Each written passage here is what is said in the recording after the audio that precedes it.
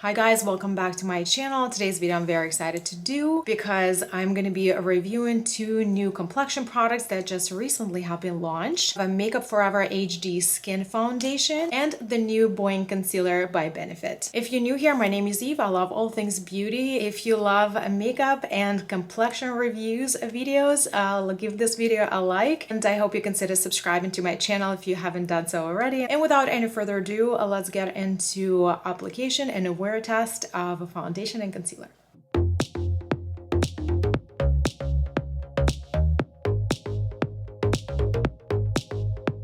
So we're starting with the bare face, and I only have a skincare on that I've applied several hours ago. I want to start with the overview and the foundation application first. So Makeup Forever just launched on February 17 this new version of HD Skin Foundation. This is supposed to be a new and improved formula from the previous foundation, which I personally have not tried. A lot of claims on this foundation suit my personal foundation preferences. Right now it is available at Sephora, Macy's, Kohl's, and Makeup Forever website. It retails for $43. It comes in 40 shades. It is made in France. Glass bottle component, which is made out of 40% recyclable glass. Cap of the component is plastic, but it is made out of bio-based plastic and the removable pump. This cap feels plastic, however, this portion feels almost like when you touch in a cardboard. It does have some texture, and it is 1 ounce of product, which is pretty standard. Also wanted to mention, since it is not available at Sephora, however, it is available on the brand's original website.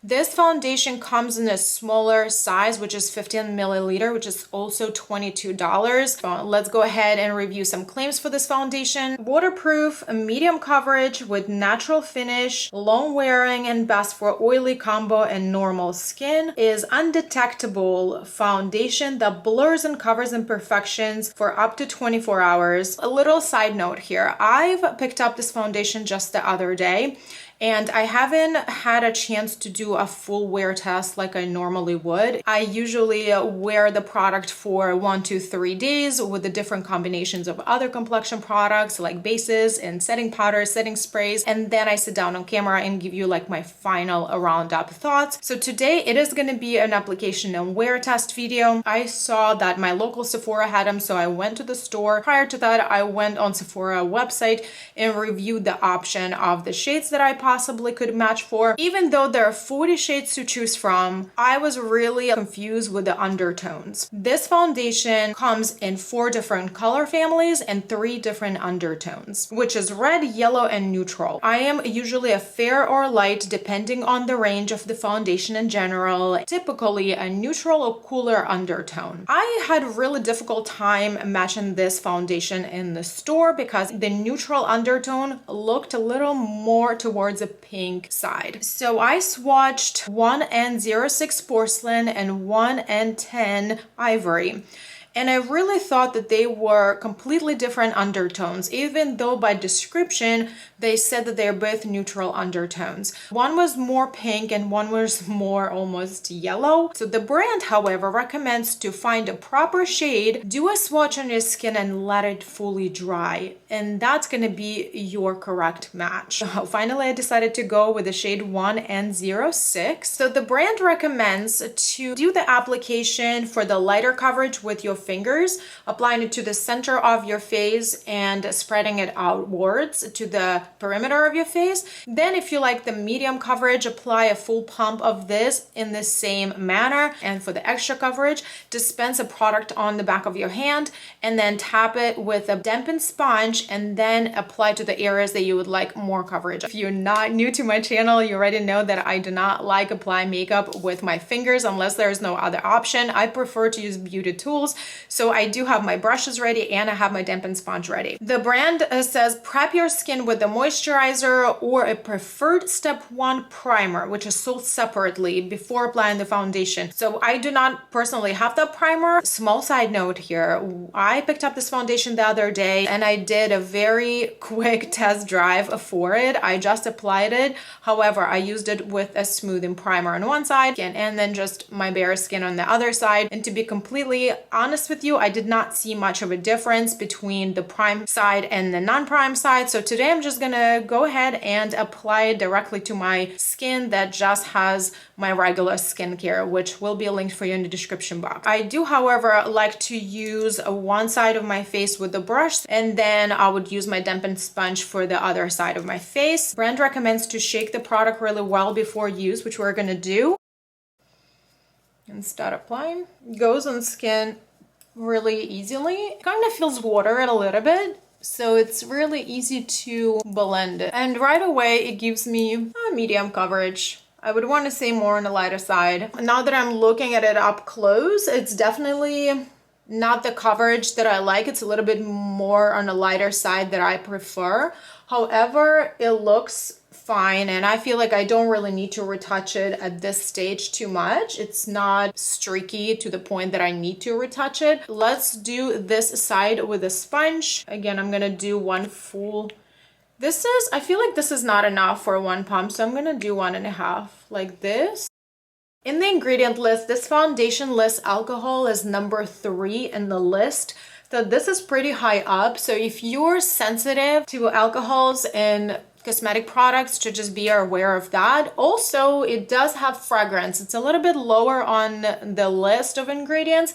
However, it's still present. I am pretty sensitive to fragrances in any cosmetic products. You guys know that already. Sometimes that I would open the package, and if it smells too much, I would just return it right away. Like, I would not even hold on to it. I would not even test it. My skin does react to the fragrances. It happened to me in the past, so I do not experiment with that. It's a complete deal breaker for me. For this one, I detect some scent, but it's not overpowering. And now that I have foundation on my face, I do not smell it. Okay, let's see what we have now with one layer applied with the sponge and the brush. You know what, guys? It looks the same. It gave me the same coverage. There's no streakiness. It literally looks the same to me. Today is generally a good time for me to test complexion products because it's that time of the month for me where I have redness on my cheeks accentuated. I do have a really large breakout here on my cheeks that I've had for the last few days. I have a breakout here, I have a breakout here. So we have all sorts of things going on. My pores are a little bit more visible, so it can be a little bit picky today. I do want to add one more layer here and one more layer here using the same tools. So let's do an evaluation at this point. I see the same coverage. So it went on skin really easily, taking into consideration that I did not prime my skin at all. It was just a skincare that I had. It just looks like my normal skin. You can see my pores here. You can see my smile lines. Everything is there, like as if you would look at my natural skin. It's not really accentuating anything. So when I was applying the foundation, it almost felt like watery. Almost noticed that I kind of had to work a little bit faster. I had the feeling that it started settling in. And that's why I kind of wanted to do once at a time. Definitely one layer wasn't enough for my liking, especially today when I do have more redness and some breakouts. I definitely wanted a little bit more of a medium coverage, and with 2 layers, the brand says it is medium coverage, so this is what you get, and it does look like a medium coverage. I do still see my redness peeking through. If I needed to camouflage that, I would need to use an additional spot concealing, but overall it does look pretty natural. It's not wet or sticky, but it's a little bit tacky, so I feel like it would need to be set. We are going to be applying concealer in just a little bit. I do want to let the foundation be on its own until then, and then we will reevaluate one more time. So now it's time for concealer. Let's brighten up this eyes of mine with dark circles today. This is a new Boi-Ing Bright On Concealer by Benefit. This was launched on February 7th in the 12 different shades. It retails for $24. This is a different packaging. It's a slimmer and longer than the previous Boi-Ing Cakeless Concealer. The formula says to be different from the previous Boi-Ing Concealer, which I also had in Decluttered out of my concealer collection. Visibly brightens under eyes, helps hide dark circles with color correcting pigments, helps seal in skin hydration with a serum-like formula for a healthy looking under eye glow. It's lightweight, buildable coverage, long wear, and waterproof. This is available in 12 shades. I got mine in the shade Nectarine, which is the second from the lightest end. The brand recommends to apply 3 little dots under your eyes and blend it with your fingers. I'm not excited about that portion, but we're gonna do it for the sake of the video, especially today when I have longer nails. I will do my best to blend it with your fingers. Like little here, I guess, little here and little here. I also need to put it on my brow bone. I need to brighten up my eye today. So let's go ahead and blend it with the finger. Let's see what's gonna happen. If you compare these two eyes, definitely this looks much brighter. I think that the shade looks really nice. This specific shade is a light with yellow undertone.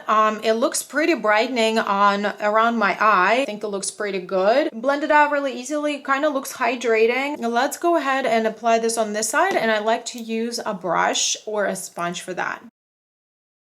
You know, guys, I literally see the same effect applying it with the finger or with a brush. I use this concealing brush by Urban Studios, and let me tell you, it literally looks the same. Since we're doing a wear test, I'd like to powder one side of my face and leave the other side of my face untouched as is. And we're just gonna see how both of these ways are gonna wear throughout the day. And I'm also gonna do a very basic makeup. I do not want to add any blush, bronzer, or highlighters. I will see you guys outside for the natural lighting check-in. All right, guys, I stepped outside. It's a beautiful sunny day today here in Florida and about like 80 degrees. What do you guys think of the shade, the undertone of this foundation? I use my Charlotte Tilbury powder on this side, both forehead and here on my cheeks, and then this side is unset. This side obviously feels nice and dry, and this one feels a little bit still tacky, so I'm assuming that this is not a transfer proof. I like when I touch it like this, it's a little bit sticky, not a lot, but just does still have that tackiness to it. Concealer is set onto my fine lines as well as on my lid right here. You can see the difference between this one and here. Right now it's about 2:30 in the afternoon. I'm gonna probably do a few hours check, see how everything wears, and I'll see you guys in a little bit. Hey guys, a quick check-in. So right now it's 5:30, so that puts us about 3 hours in. I wanted to show you, so it's visibly noticeable. Here I have some nice daylight on this side of the house at this time of the day. This side is the powdered side, and this one is just a foundation. My natural oils start coming through, and this start looking a little bit shinier, and this one is holding up pretty well. This is definitely a noticeable difference at this point. As far as my concealer, however, I start noticing like creepiness under here. Also notice that the blueness is very much visible. Initially when I applied it, you would see a really nice brightening effect. Right now it's more of a settled shade overall. So this is just something that I am noticing at this 3-hour mark. I will see you in a few hours for my final thoughts and final checkup. Okay guys, so I made it through a 5-hour mark, and I think I will just call it a day, because in the last 2 hours, from 3 to 5 hours, I did not really see any difference. So let's just go ahead and review everything a little bit closer and in details. Powdered side, non-powdered side, nothing is primed. Overall oiliness, I noticed that this still looks pretty natural and okay. A little bit oil coming through on my forehead, but my forehead typically is my oiliest part of my T-zone. This side of my face is clearly much oily. If you might move my face like this, you can see that the light catches pretty significantly. The foundation is not breaking up anywhere on my face. As far as the texture overall, I feel like everything kind of looks the same like it was initially. This foundation generally settled into my skin, but not in a bad way. I just kind of see my skin texture as is. As far as settling into my smile lines, I think that the powdered side is a little bit less than the non-powdered side. Let's talk very briefly about the concealer. If I smile just tiny bit, my powdered side really accentuate every single line. Some lines that I didn't know I have. It's almost almost becoming a little bit creepy under my eyes. That's just something that I already mentioned earlier today. This is the same issue that I had with the first version of Boi-Ing concealer. That's why I originally decluttered. It was not doing my under eye any justice. And as far as this side here, it's all really badly settled into my eyes here. And then also here, you can definitely see how much it settled into my lines. Generally, guys, as a final verdict, I think that the foundation is fine. It's not wowing me at all. It kind of works for my combination oily skin. I don't think it's the most smoothing or undetectable. I think it looks pretty natural on skin. Up close, you definitely see that I have a foundation on. It looks pretty natural on skin, however, it's still visible. It's just the general quality. I think the foundation is fine. The coverage is pretty light initially if you apply like a small amount, or if you choose to apply with your fingers. If you apply like a one full pump, it gives you like okay medium coverage. I definitely like the powdered way better. As far as the concealer, I'm not impressed at all, you guys. It's a little bit better than the original Boi-Ing Cakeless Concealer. However, it's still a no-go for me. Okay, guys, this sums up my video. Thank you so much for watching. What do you guys think of these two products? Did you also purchase them, or were you thinking to purchase them? Was my review helpful? I hope it was. If you like this video, give this video a thumb up, and don't forget to subscribe to my channel before you go. Thanks so much for watching, and I will see you in my next videos. Bye.